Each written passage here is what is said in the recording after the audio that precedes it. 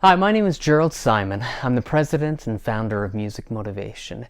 And every week I come out with a brand new cool song and cool exercise. It's part of an annual subscription that I've created where I teach music theory the fun way. Through original compositions I've composed, they all have background minus tracks that the students can play along with of all these other instruments. And I'm going to play Hillbilly Boogie right now, and then I'll explain a little more about this.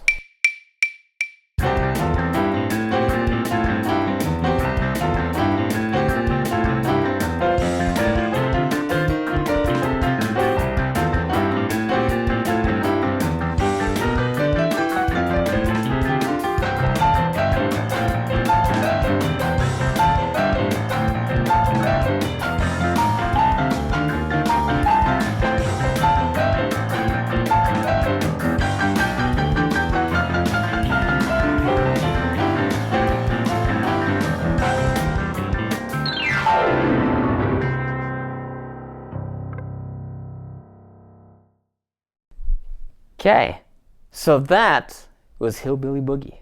And I'm playing it at performance speed. Right now I'm going to slow it way down and play it at practice speed. Listen to this.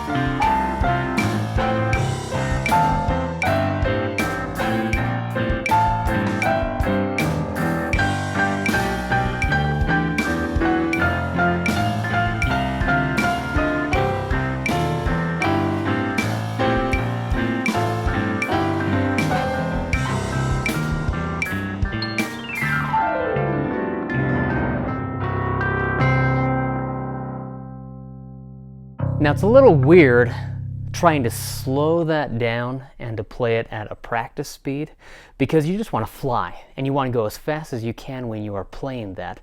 It has a fun left-hand walking bass pattern, kind of some bluesy boogie-woogie patterns. Let me explain about this and I'll teach the theory and then you can practice this later this week. The left-hand pattern is a walking bass. I'll play it up here so you can see kind of a little closer image. Now watch my left hand pattern. I have the C, E, G, A, B flat, A, G, E, C. And my left hand is playing a broken major sixth chord. That is my C major sixth chord. I'm breaking it apart and I'm adding the minor seventh interval, in this case it's B flat, up on top. So we have the C major sixth chord, we break it apart, C, E, G, A, and then we have the minor seventh interval, which is the B flat, up on top. And I just break them apart.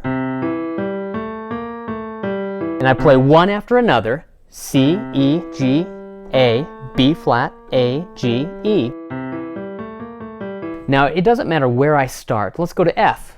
Again, take the major sixth chord, in this case F major sixth, F, A, C, D, and break it apart. And add the minor seventh interval. This is the minor seventh interval from F because we're starting on F. So this would be the E flat up on top. And then we go back to the C. I can play it on G. Go to F. Back to C.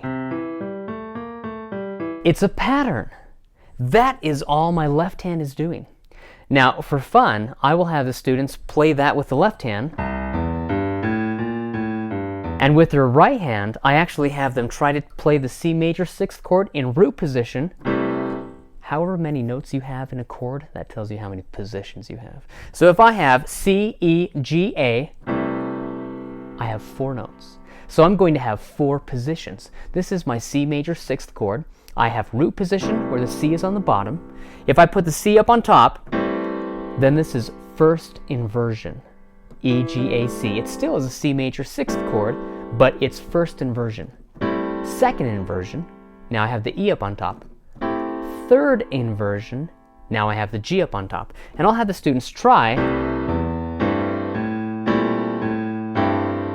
to play that walking bass pattern with the left hand while they're playing all of the inversions of the major 6th chord with the right hand. I'll show you up here.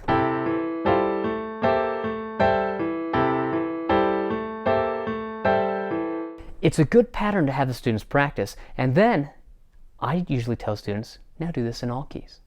Sometimes they don't like it when I say that, but I say, now try this in every key signature.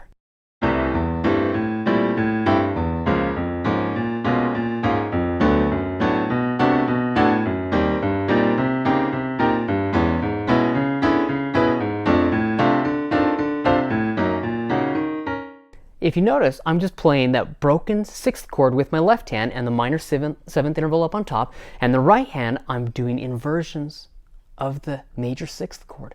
That's it. And you can start to improvise just by doing that alone. The right hand pattern, I'm using some of the notes from the blues scale, and I'm kind of mixing them together as I play this little pattern. I have a lot of grace notes, crushed notes. Sometimes when we refer to a grace note, it shows that we have been classically trained, and that's wonderful, but you need to have a different stylistic approach depending on the style of music you are playing. Okay? Sometimes you may look at what you think is a grace note and it's really a crushed note where you play the 2 notes together and you just let go instead of playing one and then the other. Well, that's a grace note, okay? But we have these different, they're all notated the same way, but sometimes they could be a grace note, sometimes they could be a crushed note, sometimes they could be a hammering. A lot of times the hammering is where you have that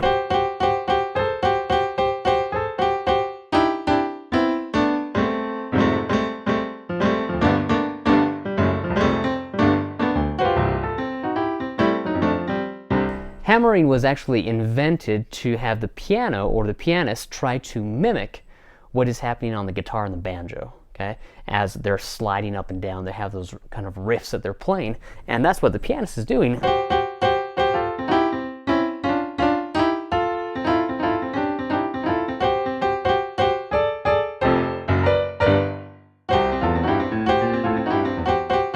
So it's a very quick, very almost as if everything is just blending into each other, okay? Pretend like you're playing the guitar and you're sliding up, but you're doing it on the piano, okay?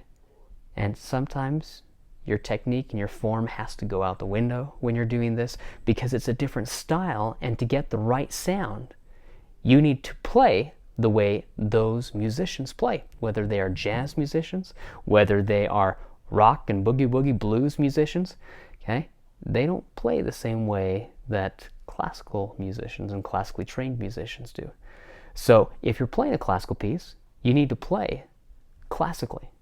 But if you're playing a jazz piece, you need to play it like you're a jazz musician. Okay? So there are different styles and different ways to play. Right now I'm going to do a little exercise where we have that left-hand pattern, the same exact left-hand pattern that we played in the hillbilly boogie, but now the right hand has been removed, and it's all about improv. And I'm going to use some of these 6th chords and the blues scale while I improvise over the left hand. Watch this, and then I'll explain a little more about this.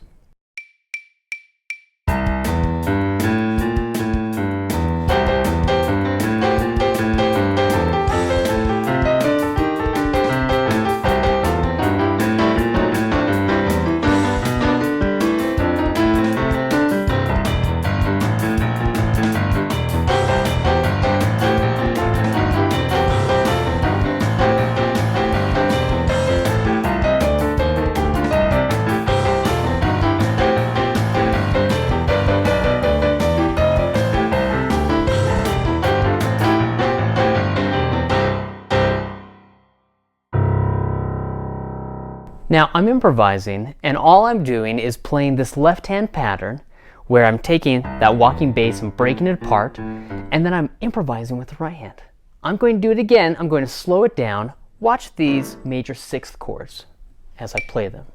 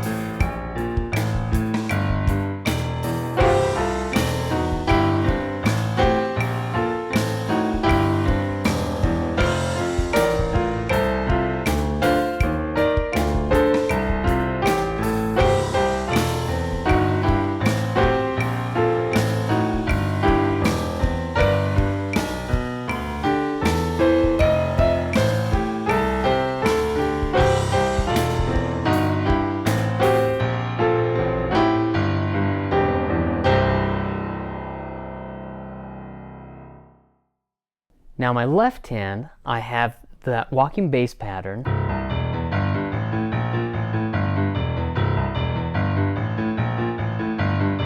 And I was doing an octave broken sixth chord is what I was doing. So I played the C to the C, and then E to E, then G to G, then A to A, then B flat to B flat, A to A, G, G, E, E, C, C. Watch up here.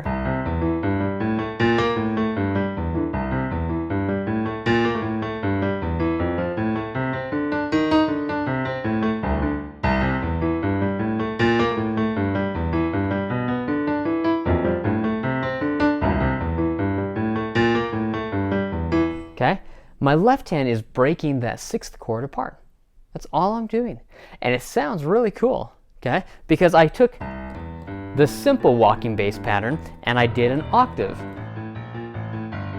That's all I did. Now watch the right hand. I can do a lot of patterns. Let's say I take my blues scale, and the blues scale, if you play a C minor chord, C, E flat, G, and then I put my fourth finger half a step below my pinky, my third finger half a step below my fourth finger, this is the C blues pentascale. It's the first 5 notes of the C blues scale. Now I can take those 5 notes and I can improvise with them. What I was doing is I was playing an octave, like I have a C major octave chord, but I was taking that, see that right there, and I was sliding it down. Then I played this for my F major chord. And then I have these two guys, okay, blues notes, that I'm sliding down. The 3rd and 7th intervals are typically your blue notes in any scale. So in this key, E and B, the E flat and B flat would be my blues notes. Well, I took the 5th, went down half a step because of that blues scale, and I just started taking that and kind of breaking it apart. And then I can do the same thing up on F.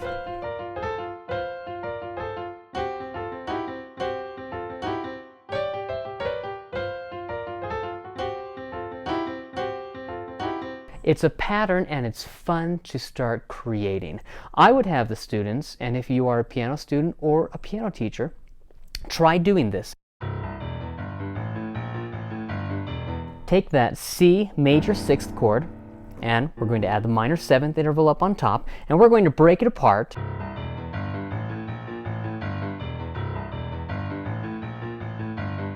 And to begin with, just play a C major 6th chord.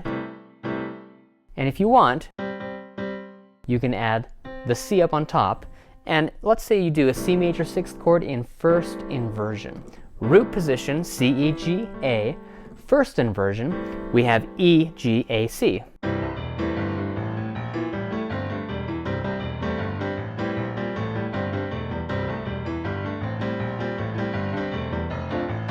And then I went up to F, and I'm playing an F major 6th chord with my right hand in first inversion, okay?